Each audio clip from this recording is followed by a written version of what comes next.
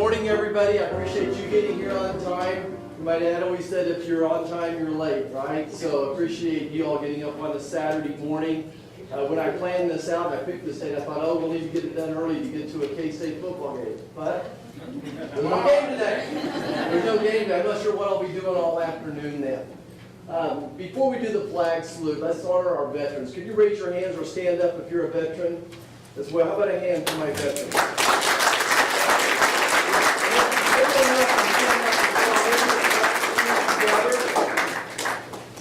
This way. The soldiers know this, but we're now allowed to salute the flag. If you're a veteran, we're allowed to salute the flag even though we're not in uniform. So if you'll join me. I pledge allegiance to the flag of the United States of America and to the republic for which it stands, one nation, under God, indivisible, with liberty and justice for all. All right. Well, good morning and welcome everybody. When you get to a place like this, I got to figure out where I'm going to sit or stand. I'll do my best to speak up and make sure I'll repeat the questions as well. I get to ask you all a couple questions, then you get to ask me some questions as well. Did anybody drive more than 30 miles this morning to get here? More than 30 miles. Okay. Sir, if you want it, in a little bit, you can have the first question or comment. Or you can pass, right? All right, my first polling question. How many people in the room feel like there's a crisis at the border? You of you do? Maybe 95%. How many people are concerned about the uptick in violence across the nation? Okay. How many people feel like inflation is real? Okay. Anybody in the room concerned about how we exited Afghanistan? All right. Well, I bet those are a few of the questions that we're going to get asked about today. I want to tell you that I'm here today to listen. I'm not here to debate anyone. I'm going to make a pledge. You're not going to make me angry. I'm not going to fight back today. I want to listen. I'm going to tell you what I think. I'm going to listen to what you think. We've done over 60 of these. It's very emotional times, and I get that. I'm going to ask that you all not boo and cheer and talk on top of each other. If it turns into a yelling match, I'll leave. That's not going to do anybody any good at all. So before we get to the first question, I recognize a couple people here. Appreciate the Salina police being here. Peter Kirby, officer, thank you for being here. Thank you for keeping us safe.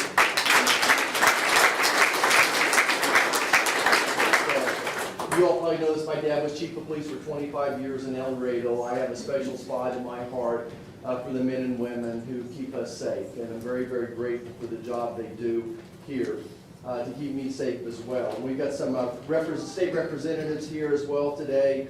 Stephen Johnson's in the back, so Stephen, thanks for being here. Clark Sanders is here as well. Clark, thanks for being here. Stephen's house. Stephen's back here as well. I'm sure JR will be here, but as I'm sure he's helping with the new baby. So we're excited for them as well. So I appreciate those folks coming out and listening. And we got so many state reps here, I'm going to turn over the tough questions to them as well. Exactly. I'm going to try to, again, get through as many questions, get everyone a chance, so I'm not going to spend 10, 15 minutes on any subject. It doesn't mean we couldn't dive into it more, but I'm going to do my best to keep the conversation moving. So, sir, would you like to ask the first question? Make a statement? With the hat on, that you came over 30 miles? No, I'm not a girl. I'm sorry. I apologize. I'm good, sir. No, I apologize. You have the hat pulled down over your face. I can't see it. Okay. Yes, sir. Go ahead. I'm Boone Vidrickson. I always do the first question. Senator, I'm Boone Vidrickson. I always do the first question.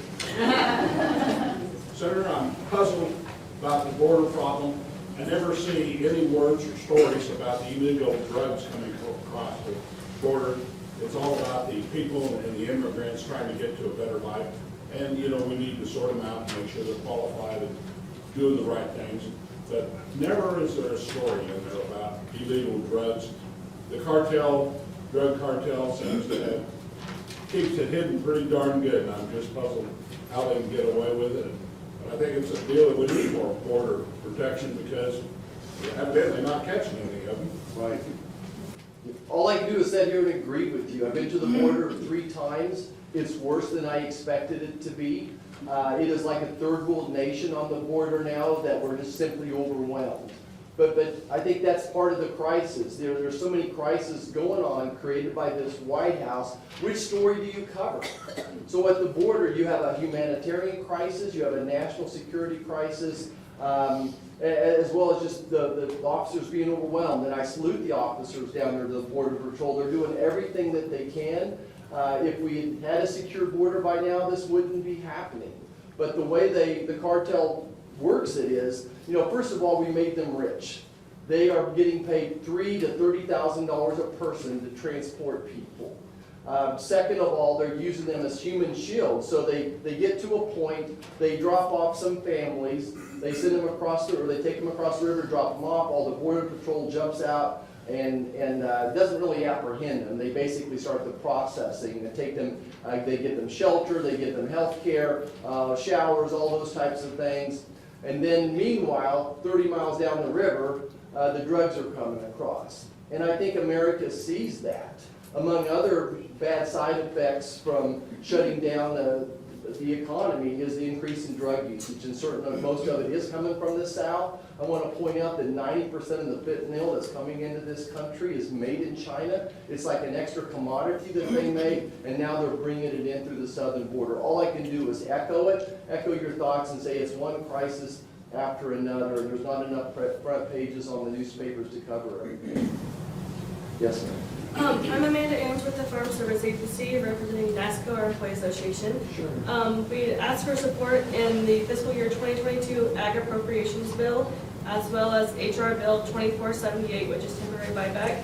My question today is the Senate Ag Committee doing anything in regards to Secretary Vilsack's decision to include county committee members and state committee members under the vaccine mandate?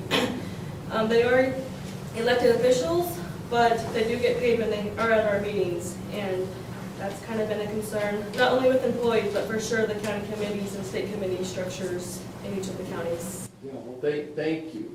And I'm not ready, I don't know enough to drill down that far, but Nikki and Katie are here, and we'll get back, you'll give them your contact information. You can go to marshall.senate.gov and email us the question, but give us your card and maybe kind of do a one-pager to frame that. I am very concerned though about the federal mandate for not just small businesses, but also anyone that deals with the federal government.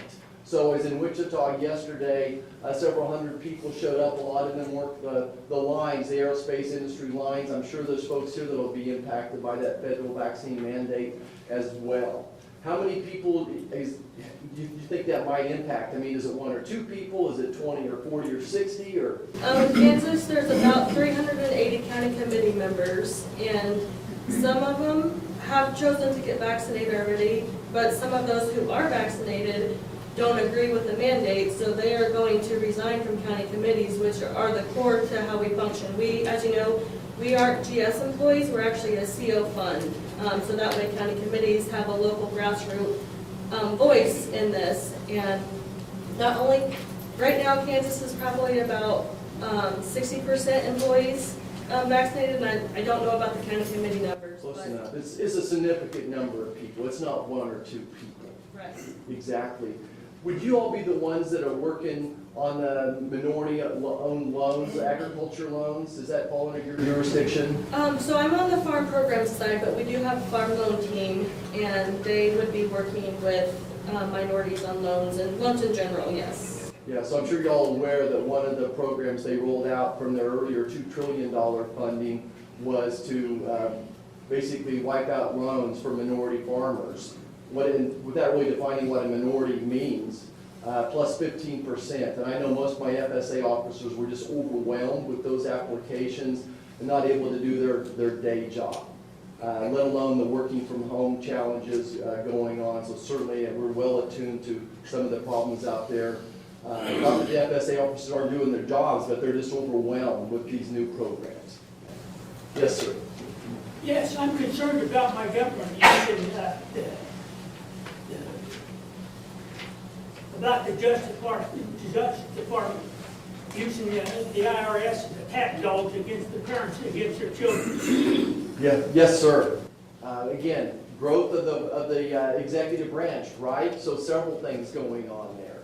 They're declaring citizens that want to come to a school board meeting and speak their piece, they're going to make them terrorists. Meanwhile, we're going to let riots go on across the nation and attack courthouses, and that's okay. It is working. Yes, sir. Yes, ma'am. We have all these ships all around us that can't come into ports. Right. I know there's been questions about can military be used for the extra, I mean, where are the issues? Is it personnel? Is there something stopping them at the ports? What are some of your answers of getting our supplies back into America? So this is, besides just the labor shortage in general, the supply chain would be the number 1A and 1B economic problems we're having. I think there's 60 or 7 ships off the West Coast. This started months ago, right? So it starts with the labor shortage, that no matter which industry we talk about.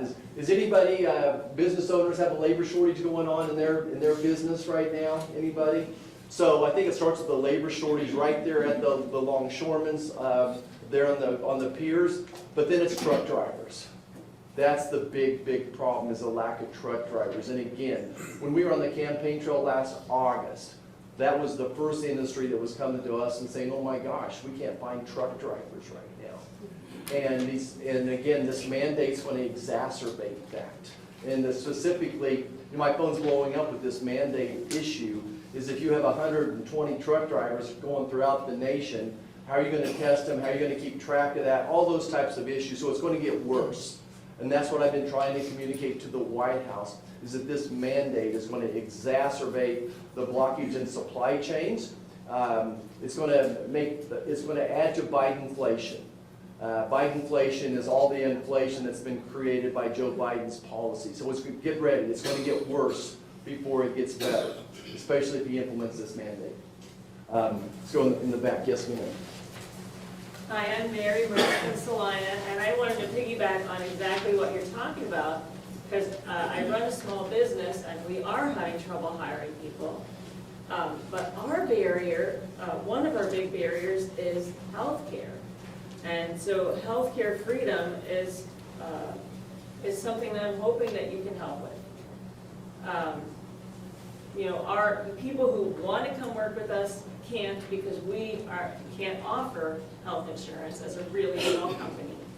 And so their freedom to take a job they want is being curtailed, and my freedom to hire them is being curtailed, because there's no nice pool of health insurance that everyone can just individually jump into at an affordable rate. So that's something I'm hoping can combine your interest in healthcare and freedom and the economy. Sure. Yeah, thank you. You're welcome. Certainly it's something I went to Congress to fix, was the cost of health care.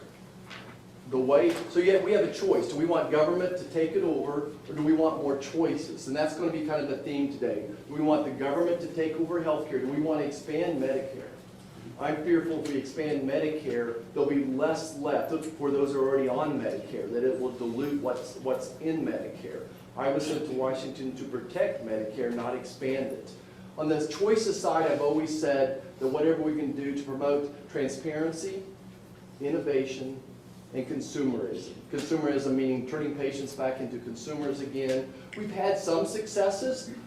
For the most part, prescription prices didn't go up any the last 2 or 3 years, really with policies that we worked on with the White House to slow those down. The 7th piece of legislation that President Biden signed was legislation that we wrote that would promote biosimilars and generic drugs to get to market sooner, again, creating competition, creating choices. Healthcare associations are something I'm a big fan of.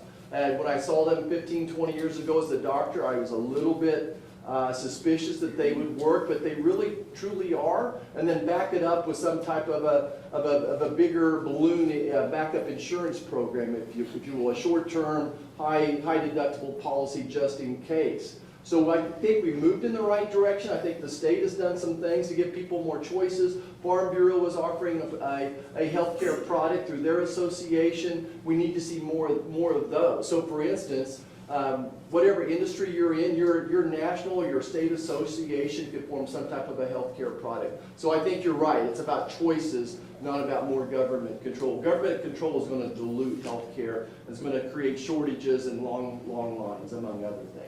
Yeah, go ahead. With vaccine mandates creating such havoc, especially here now with a lot of some businesses coming out saying that you're gonna have to get the vaccination. Where are we at stopping that? Because there's a lot of people getting ready to lose jobs. And that, Get ready to lose your job. yeah, There you right go. here. Is anybody So, going to lose their job because of the vaccine mandate? eventually, yeah, maybe. Yeah. So where are we at stopping that? Because what are we gonna do? I gotta be able to take care of me and my family. Yeah, That's my question. My frustration level is here. and mine has been there for months. I've been fighting this for months. If President Biden was here, though, he would say, it doesn't matter. You I know heard- it doesn't. You Exactly. I heard know. him. I know. Please don't call the president again. Okay. So you heard him when he was basically asked this question, but those are the tough questions that he needs to be answering every day in the Oval Office. So I want you, go ahead. We have people coming across the border that have not been vaccinated, they have not been tested for anything. They have tuberculosis, they have all kinds of diseases. And it doesn't matter that they're, whatever it is they want, they get. Right. And here we sit as American citizens. We are taxpayers, we do everything right, and we are the ones that are gonna pay the price for some crazy, whatever it is, Right. that we can't control. I have immunity, I've had COVID. I have better immunity than anybody that's got masks on their face right now. And I am tired of it. Yes, yes. All I can say is I've been fighting this fight for really a year and a half, right? So the end of I January. know, I saw that you Yeah, were, so, I do. yeah, I so, support so you. you're asking what we're doing here. I'm trying to, some of the, good, if you should sign up for our newsletter, marshall.senate.gov, and you'll see how much we are fighting it and really leading all this. For months, I've been asking the CDC to address the issue of natural immunity. I asked Dr. Fauci about the border over a year ago, about the issue with 20% of the people coming across are positive for the virus. And what we do is we put them all into a bus, and then we shelter them in a room like this. You put 100 people in a room like this for 3 or 4 days, everyone's going to have the virus before they walk out of here, right? And then we send them across the nation. You point out tuberculosis, measles, mumps, all these things. I want to have a heart of compassion, but my first job is to protect the people of Kansas, the people of America. I wrote and led an amendment about a month ago that would basically defund the White House from being able to enforce this mandate. We got good bipartisan support on it. It's not going to go anywhere in the House right now, so I'm going to keep fighting it at every step, and that's all I can do. But we have a White House right now that is deaf. Go ahead. What can the Senate do with President Biden and his Department of Defense holding political prisoners? They released one, but there was 2 that were arrested. The one that was at Trump's rally, he got arrested. A Marine who, they say he didn't, there's no proof, but was in that picture that was pulling the baby over the fence at Kabul. Okay. And then you have the one that spoke out. Shoot. He's out of jail, or he got released. And then you have a Defense Department that's led by a bunch of idiots. Is there anything the U.S. Senate can do to get the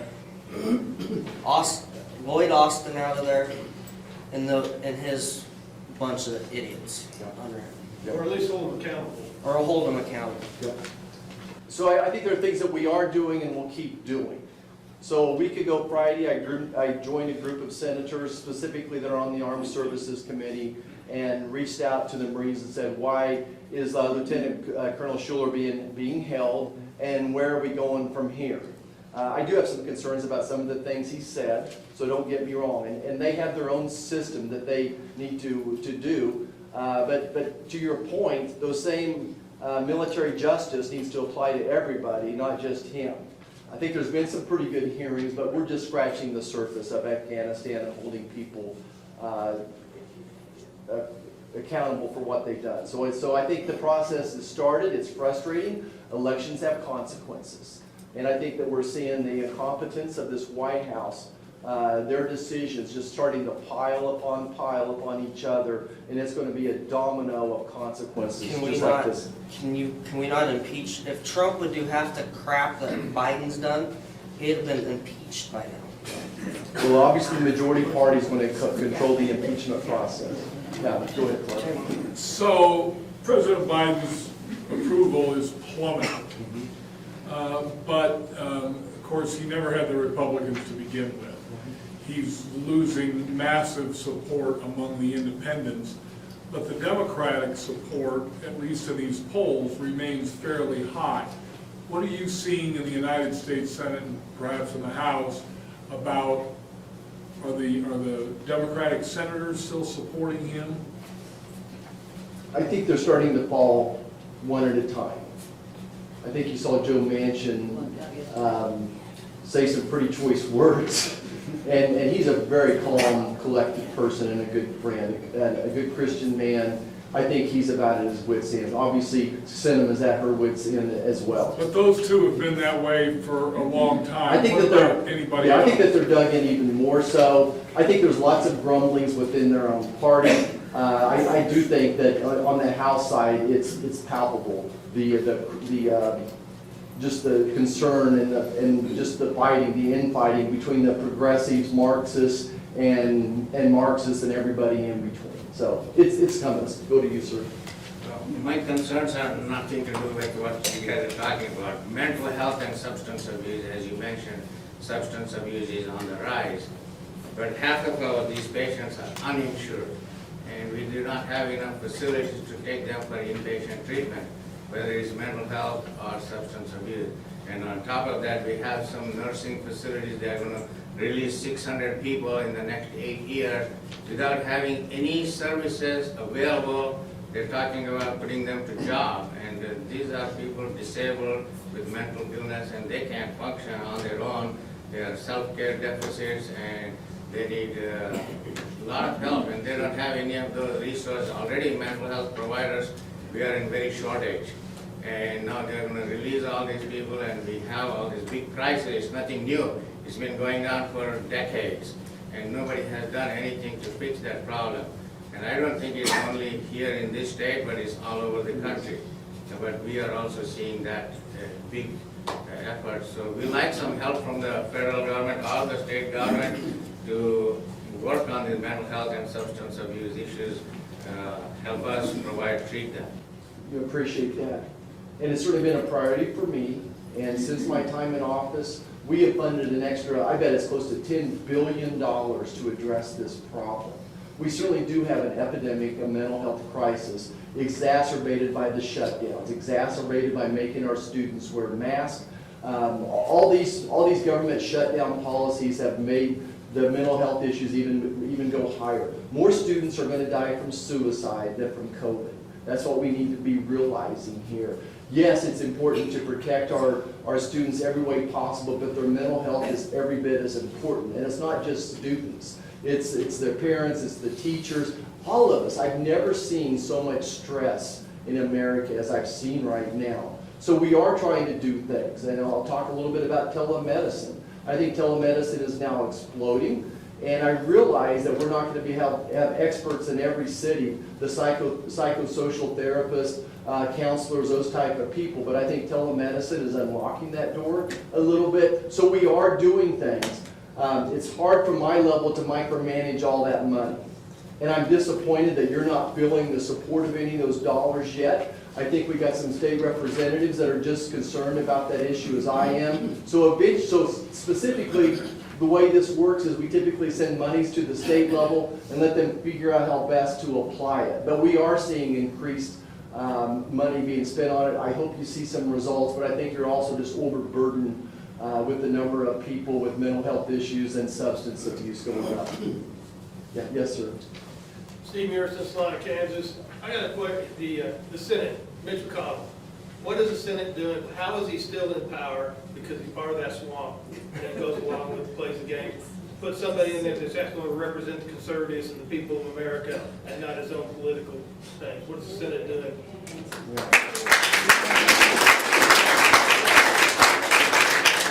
So you have to forgive me, but we probably disagree on this one. I just would encourage you to realize that after 7 p.m. on cable's news network, it's not news, it's entertainment. And I think it's easy to sit there and Monday morning quarterback when Patrick Mahomes turns the ball over 2 or 3 times and we lose. I just think that most of America doesn't realize everything that's going on when he makes a decision like that.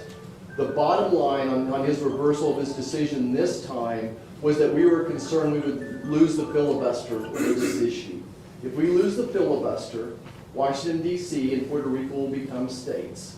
They will stack the court, they'll pass illegal, unconstitutional federal election laws, and we'll never have a Republican majority again. So that's what we thought was at stake. And I understand there's people that disagree with that. I'm not happy about how that last chapter ended, but he's actually a person that's playing 4-dimensional chess. What we need to be focused on is the big picture.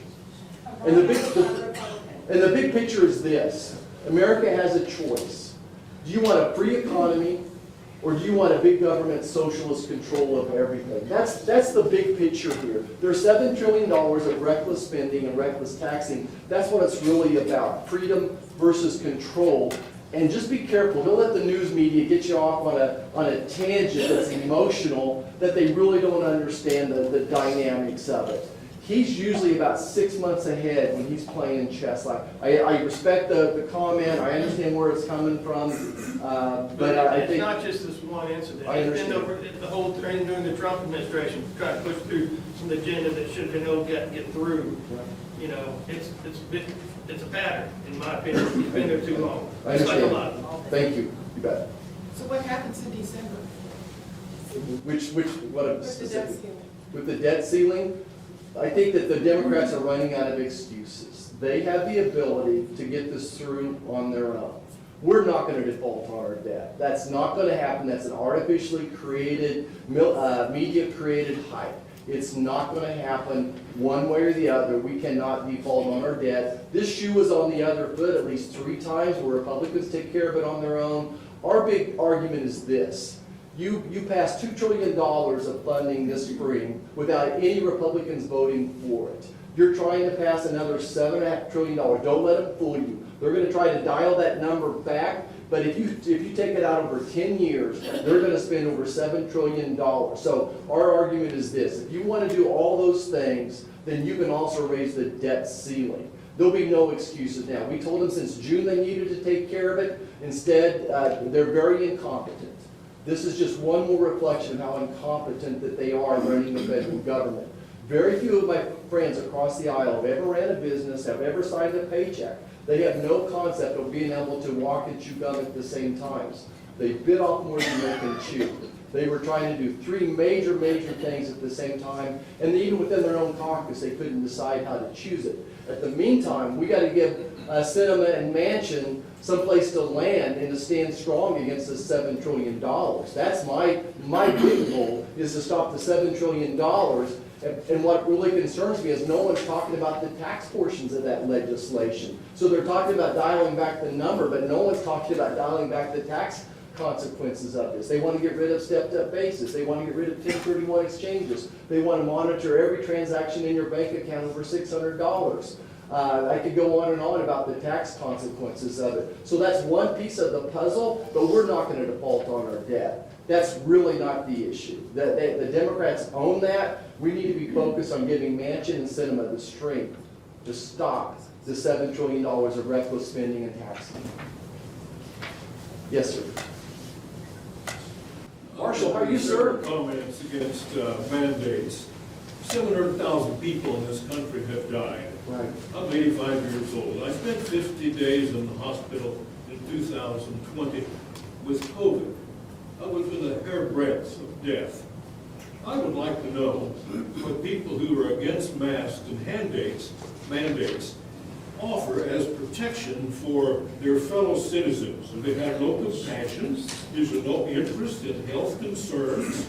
Or is it just interest in their personal understanding of what they're doing? Sure. You know, I think those are great comments, and want to stress that I've had the vaccine, my parents have had the vaccine, they're in line for their booster. I'm upset that they haven't had their booster yet. But I think one of the big concerns is if the CDC would acknowledge natural immunity, that would be a step in the right direction. As ascertained by what? I'm sorry? As ascertained by what? Natural immunity. Yeah, I think that I could stack a pile of research studies this high that says natural immunity is better than the vaccine. And certainly you could be tested for the antibodies to see what your level is. And certainly as I see complications from the vaccine, I think if the CDC would have studied this properly, they would have seen that a lot of those complications from the vaccine are people that have already had the virus.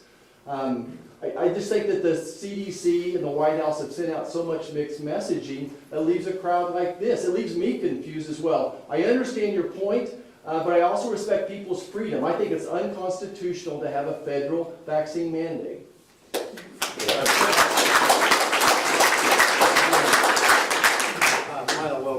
Salina.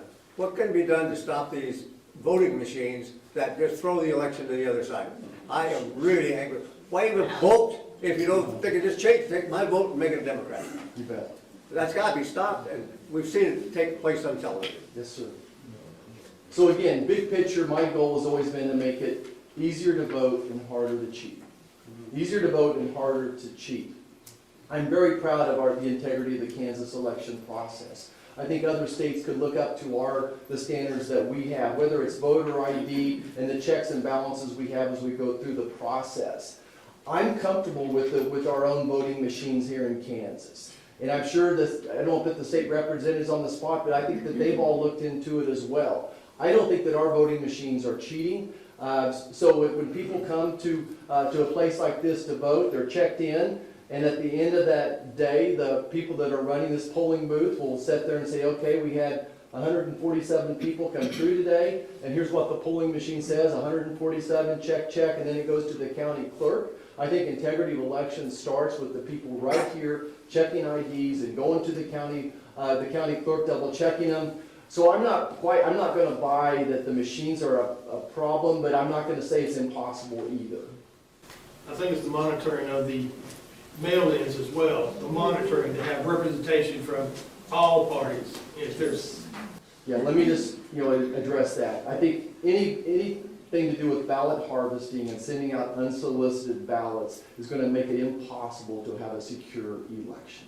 I don't see any way that that's going to work. If they're going to send out ballots unsolicited to people that have died and moved, it just sets us up for failure. And I'm so glad Kansas isn't doing that. And I think we've even got some legislation that we've passed that kind of even firms that up a little bit better. Is that right, Stephen or Clark? Yes. Yeah. So we've We even made address that. We've even made our elections more secure, is my point. And I think there's lots of states that are making them more secure as well. And I realize we're never going to be able to go in and fix California's election laws. But most importantly, the Constitution says don't federalize the elections. That's right. Do not, the White House and the Congress is not supposed to tell Kansas if we can check IDs right. Let's go in the back. Yes, ma'am. Morning, I'm a nervous woman, so please bear with me. There's a lot of back and forth about the vaccine mandates, and the only thing I have against it is the minute you start forcing people to start doing medical procedures. Just take a look at history, okay? Germany and China both had mandatory medical procedures on people, and it was some of the worst things they did to people, and it was unexcusable, and it started with stuff like this, and we have to stop it. We cannot let them mandate this stuff. My second point, Senator, don't let them take our guns. If you've been looking, Australia let them take their guns away back in 2015. Have you seen the videos? And they're tackling people and dragging them away for not wearing masks and stuff. We cannot let that get here in America. We can't let them do that to us and our families. I will not sit by and let them do that to our children. I have 2 daughters, and I will not to everyone else's family. I understand. Excuse me. I understand that some people are worried about what about the people who can't get vaccinated. I understand that, but the moment you start forcing people The moment you start forcing people to do these medical procedures, it's a dark, please, just please look at history, look at what they've done before. I don't want that to happen here. This is one of the last free countries in the world, all right? And they're starting to sweep out everyone, right? They're starting to, because of the vaccine mandates, they're starting to fire everyone. Who are they going to replace it with? Who are they going to replace these positions with? And on top of these supply shortages, Yes. on top of these supply shortages, we're letting all of these people come in, all right? And that means there's going to be even more food shortages and more stress on our supply chains. I guess my point is that you're going to fight and not let this be a mandated thing. Don't let them take people's children away. Don't let them put them in however they're going to do it. But just, again. I hear you loud and clear. You sent me to Washington to protect our God-given constitutional rights, to protect the sanctity of life, to protect our Second Amendment. And I wake up every morning realizing that that's the fight before me. So my priorities have had to change from when I went there 4 years ago. I thought I was going there to work on our national debt, to make sure we had a strong military to help the economy. Now I wake up every morning feeling like the first thing we have to do is defend our God-given constitutional rights. Yes, sir, go ahead.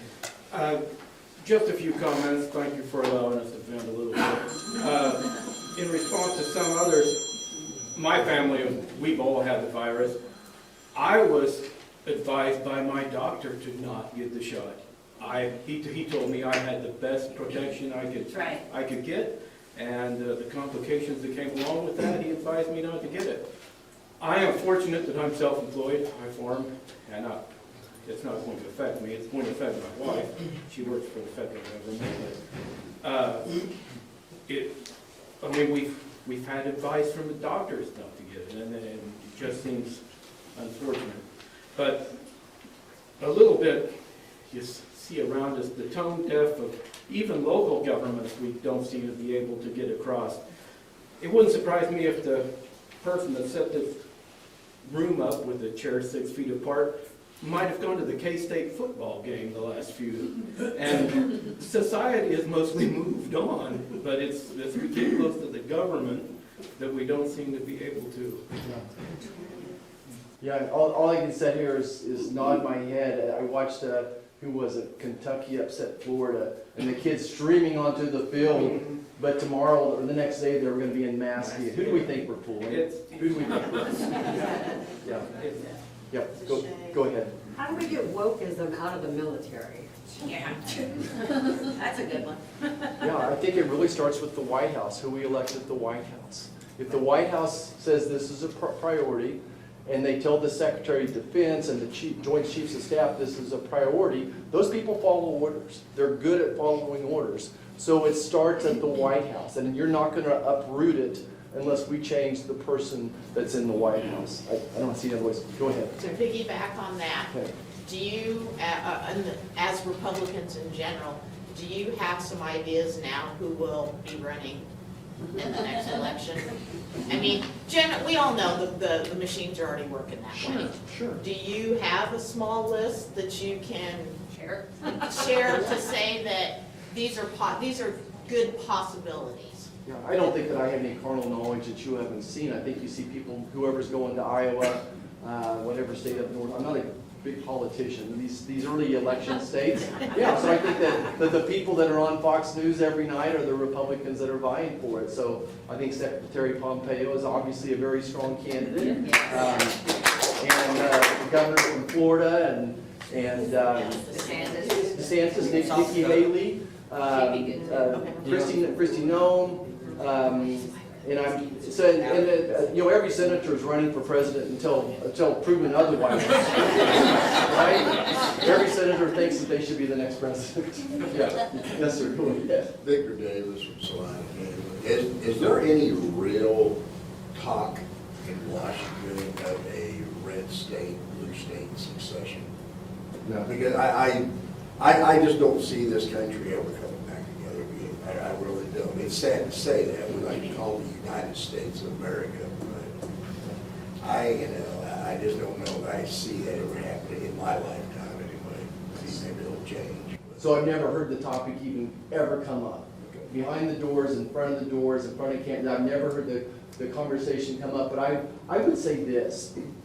In many, many instances, the policy fights do feel like it's coastal states versus the flyover states. In as much as, and maybe that's mostly Democrats and Republicans, but it really feels like a fight of resources where the money is going. So my big concern about this $2 trillion that the government, the Democrats ran through without any Republican votes, is Kansas is getting shortchanged about $400 million. If you would have said, okay, here's the pocket, we appropriated $5 trillion on a bipartisan basis, it was pretty much divvied up by population. Kansas, 3 million people, 1% of the population. Whenever you see big pots of money, Kansas should be getting about 1% of that. But that's definitely going to the coast. This so-called bipartisan infrastructure bill, that's a coastal bill. All that money, the supermajority of that money, is going to mass transit. Last time I checked, Kansas doesn't need a lot more money in mass transit. That's not going to work here. So I think your point is good. I would just take it out of red versus blue and say it's coastal versus the flyover states as well. Okay. So you're going to go ahead. I would go back to COVID. And you're a doctor. So what about the protocols of people who are getting COVID and not being treated on an early diagnosis when it progresses to where that gentleman had to go to the hospital for 50 days? Right. The medicines here in Salina, I have been told that doctors are not allowed to treat or give ivermectin or the hydrochloroquine that Trump talked about. If they were able to give that medicine, there are results and tests given back that those people are living and not being sent in the hospital for 50 days. Why are doctors not allowed to treat their patients? Yeah, again, I'm as frustrated as you are, and this is why I believe in the sanctity of the physician-patient relationship. And I agree with that. Because there's no way, I could not write a paper today to say, okay, here's how you should treat COVID. There'd be so much controversy over That's it. right. And without the backing of the FDA, we're afraid we're going to get sued, and B, we're going to be shunned. We're going to be shunned on social media, and people are going to turn in us to the state That's right, you're medical gonna lose your society, license is what you know, the all those doctors types say. of things. And even if you're right, it's a hassle. You're going to spend thousands of dollars protecting your good name if someone makes a complaint to the state medical board. I shouldn't give people ideas. So it's all the above, and it's frustrating. But Yes, yet we have 7 million people that are dying. At what point do we start changing what we're doing and do something yeah. different? Again, my point. We have medicine that will treat Yeah. it. The CDC has said there's only one way, and that's the vaccines. They've spent little money and effort on treatments. The monoclonal antibodies work. There's a PO antiviral from Merck that's I've known about for 6 months. And the FDA is dragging their feet on it. They give emergency use authorization to the vaccines, but they don't try to shepherd through an antiviral that looks like it's pretty good. Yeah, go ahead. First, Senator, thank you for keeping your feet on the ground here in Kansas and fighting for our God-given rights, as you promised you would do. Our previous senator wasn't so great at that. Back to the voter question, illustration I saw the other day, we got lockdown states that struck down Chris Kobach's voter ID law, but to move freely about society, you have to have this vaccine certification. And where are we going to be in our country if that continues? Secondly, you mentioned people are so stressed out, and we are. Are we going to make it to past 22, get in control of this Congress, and how long is it going to take to reel things in? So I believe in America. I think we've had 4 to 5 times the size of crowds across the state, so people are engaged. The House is going to be flipped, all those types of things. And we're going to whip China. All those things are going to happen, but I have one caveat. We have to keep our schools. We have to keep our schools. And if we lose the schools a whole lot more, it's going to be hard to turn that back, that dial back. If we stop teaching our founding fathers were godly men and women who believed in Judeo-Christian values, we lose that part of it, we'll lose America. But I'm telling you, I know there's not lots of people under the age of 25 here, but they're out there, and they're starting to dial. And this vaccine mandate has so many young moms fired up. and they see the man behind the curtain, right? Yes, sir, go ahead. Good morning, everyone. Morning. Good morning, ladies and gentlemen. Senator, pleased to have you here. Thank you. It's an honor to have you here, President. My name is Andres Rosario. I just moved here 2 years ago from New York City, one of the roughest neighborhoods, Bronx, Spanish Harlem. I would like to read this, because I would like to implement this in the community. In Salina, we spoke about, I can identify with most of your comments, the border, the drugs, and this is what we did in New York. Veterans Community Observation Patrol, which I came in uniform to represent my unit in New York City, commanded over 1,000 members. I'm a Vietnam veteran for 12 years. I also have a nerve condition. I can relate to that. The government did that to me. I sworn in. I volunteered during the draft, me and my 4 buddies. Anyway, about the VCOP, Veteran Community Observation Patrol. It's a nonprofit volunteer veteran organization serving as the community patrol unit that was created in June 1988. Sworn in by Commissioner Brown, logging over 300,000 hours, man-hours, patrol. VCOPs act as the eyes and ears of the police department, and we like to do that and share it here with the sheriff here, Nielsen. I'm pretty sure he's going to be aware of this also. Chief Nielsen. Is that correct, Chief Nielsen? Yes. Thank you. All right, I just want to make sure. Okay. We serve as the eyes and ears of the police department. Our presence on the street and in the subway produce an effective crime deter. All uniformed VCOP personnel are honorable discharge veterans of the armed force of the United States of America. Our main objective is of crime prevention. I'm pretty sure all of you, we're all neighbors, we look out for each other. I just moved in here in Salina, 2 houses down was a meth house. The neighbor across, or whatever operation they've got conducting there 24 hours, is another issue. Okay? And we see something, we say something. Most of us, we need to, step it up. I know we have to be precautioned, we have family. Okay? Our main objective is crime prevention. We accomplish that by coordinating 3 basic types of patrol, which are foot patrol, subway patrol, and bank patrol. We did bank patrol to help the senior citizen, but they worry about going to the bank, getting money or that little thing. We escorted senior citizen at time. No charge.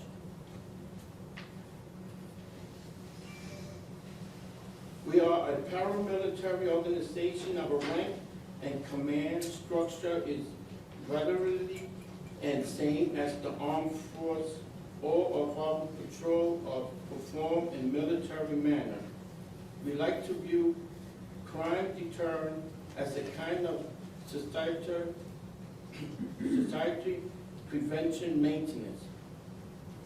We prevent crime from happening.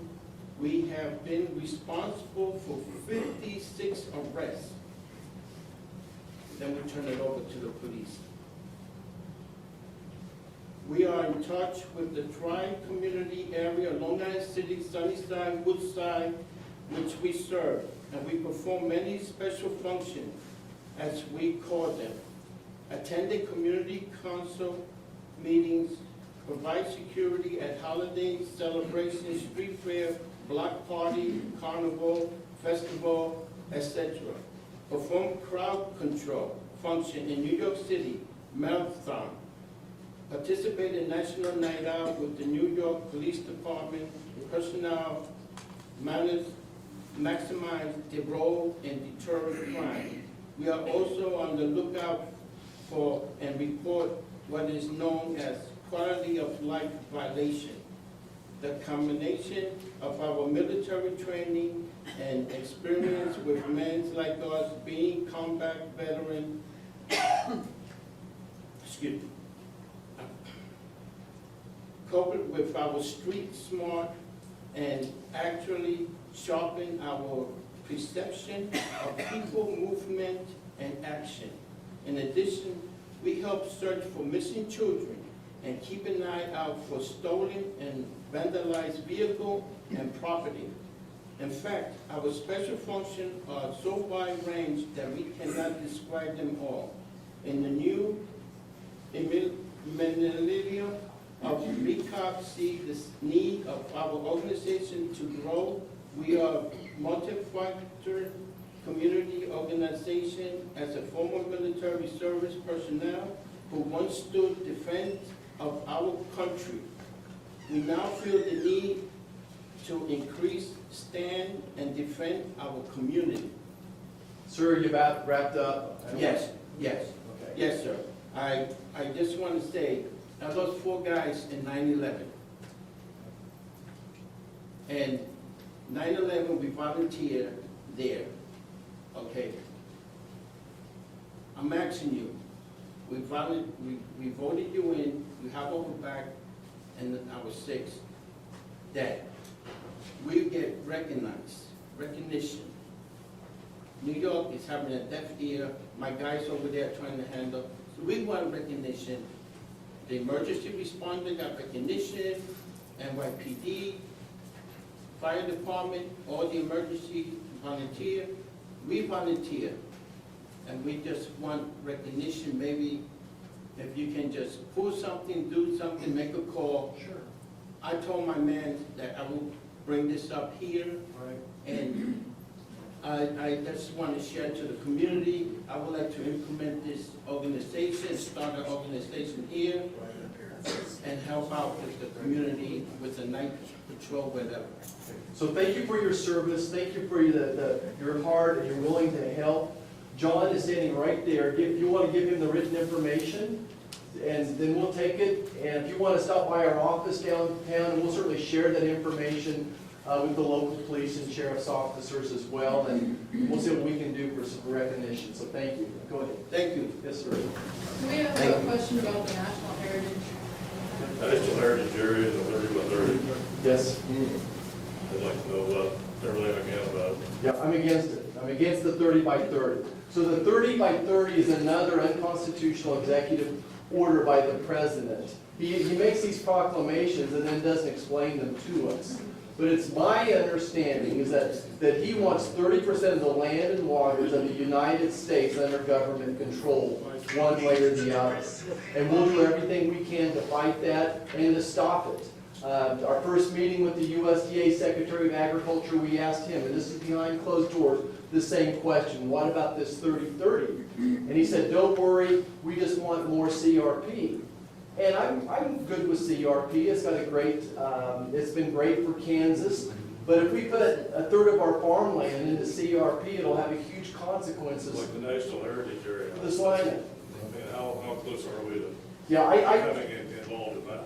Yeah, I think, I've never heard them brought up in the same conversation in Washington, D.C. I think they're two different issues, but I acknowledge, I understand what's going on the internet, and there's a person that's coming out and guessing what's going to happen, but I think they're completely separated thus far, and we want to make sure they stay separated. But I don't want to see it happen, you know. I don't farm anymore, I run the ground out, but I don't want to lose my rights to development rights to it. Exactly. Yeah, I think free property is a big reason. It's not free. It's our freedom to do with our property is a big secret to the economy success of the United States. Are the people promoting it going to listen? What's that? Are the people promoting it going to listen? No, this is part of their takeover of your lives, right? This is part of their takeover. Again, what's it going to do to the cost of bread, the cost of beef at the store if we take a third of good productive land out of business? So, yes, sir, go ahead. To his note, the National Heritage has no power unless the county gives it to them. They have no power whatsoever unless the county works. So it's not your county commissioners. they can help there. To the pharma, to why your doctor can't prescribe what they want, that doesn't make big pharma money, that doesn't look good on their deal.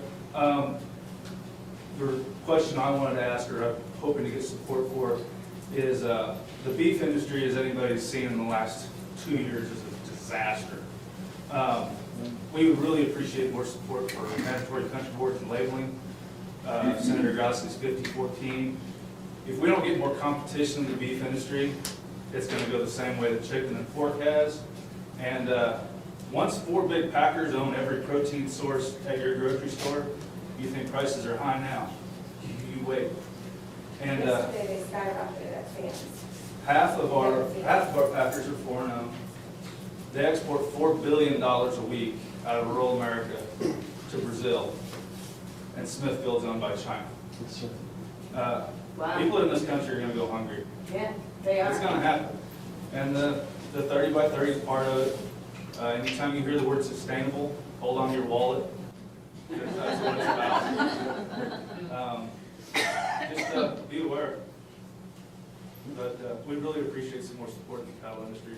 You bet. And certainly this is a huge priority, again, something that we're working on most every day. The root of the problem is, like you pointed out, is there's 4 companies that control 85 to 90% of the packing. And no matter what law I write, as long as there's basically oligomonopolies, they're going to find a way around them. So I'm doing everything in my power to promote the access to that market. Some simple things that we're doing, they're like 1 bites of the apple. Like yesterday, I called Ellenwood Packing Plant. One of our folks that go to church with owned the packing plant and said, hey, we're going to do an event for Capitol Police. I need 150 brats shipped to my apartment in D.C. We can't do that. They can't ship across state lines. That would help. The Prime Act would help with that a lot. Exactly. So that's one. We sell beef. I can't get it processed at certain places and legally sell it to you. They're just as good as anywhere else. The Prime Act would help with Exactly. And then there's a labeling issue that we're working on as well. What does product of the U.S. mean? Well, right now what the packers are doing is they're bringing in fresh beef from Brazil or Africa, mixing with our beef and slapping something on it that says product of the U.S. USDA could fix this tomorrow. They could fix that tomorrow, but they're not going to. I'm not sure who's controlling them. So we've introduced legislation to stop. So acknowledge the problem. There's no easy solutions, but the root of the problem is the concentration of markets, and it's not just a packing industry, it's many industries now. Probably got time for like one or two more. I'd like to add something to this Sure, go ahead. concern that I read this morning dealing with the FDA and the USDA and Bill Gates investing in the meatless industry and creating a whole new industry whereby they're going to grow meat in labs, and that's what we'll be eating.